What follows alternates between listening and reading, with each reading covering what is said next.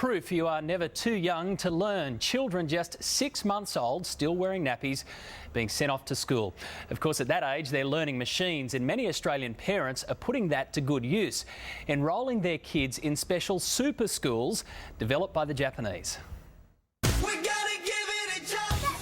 During 0 to 3 years old, children actually learn and absorb very quickly. They literally see that picture for 3 seconds and then she can literally mimic the picture. I think we've got some future Prime Ministers. Education is said to empower people. Imagine if that began before you could crawl. Welcome to an education revolution.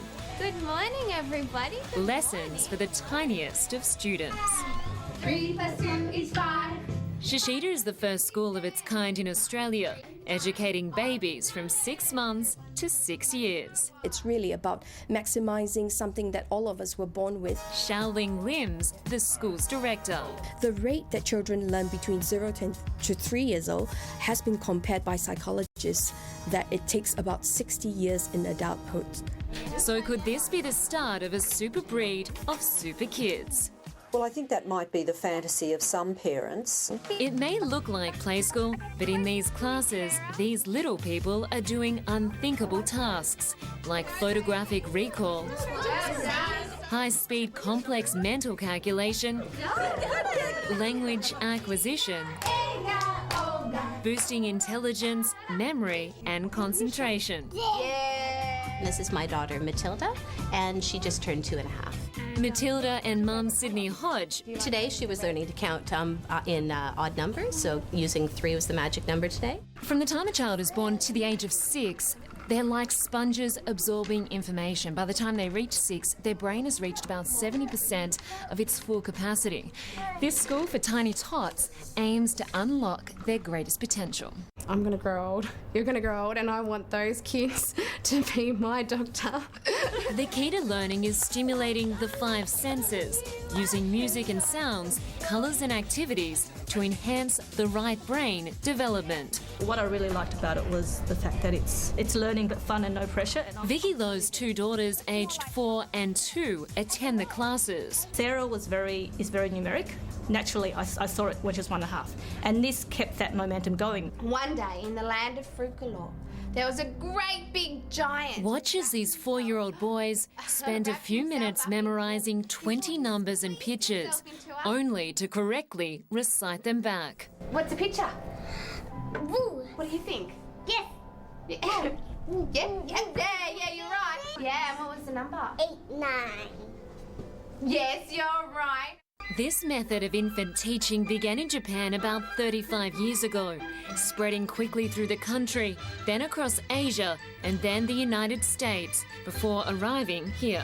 In Japan, there's a team of 100 people that has gone through a lot of research and defining exactly at what age we do what activity. These tots do one 50-minute class a week with extra practice at home. Parent participation is the key. Teacher Amber Smith helped create the Australian version of the Japanese program. Each activity can be completed within 2 minutes. We believe that a child can only really concentrate on something between a minute and 3 minutes before they get sick of it. Neuroscientific evidence suggests early childhood education should begin virtually at birth. It's a very subconscious learning. But some education experts call this hothousing, an effort to create a super baby, in other words, a genius. Hothousing is an attempt to accelerate the normal learning curve of young children. Diana Canny, Professor of Psychology and Music at the University of Sydney, says that if an accelerated program involves pressure, it can be detrimental. Children can become anxious about their learning. They can come to think of themselves as only valuable or lovable if they achieve at a very high level. Take the rubber bands off. While this program will be beneficial to some children, is there any evidence to justify the money, time and effort spent? There is no published literature in the scholarly data. If it's only 50 minutes a week, I don't think it will do any harm if the children are handled sensitively. Most of the kids here, I don't think they even know that they're learning. As Linda Kincaid reporting, soon those schools will offer Mandarin and Japanese language classes, and a similar learning centre will open in Sydney later this year. You can find more information on our website. We're also happy to hear what you think about it. Is 6 months too early to be enrolling a child into a school environment? As always, you can have your say at yahoo7.com.au/today.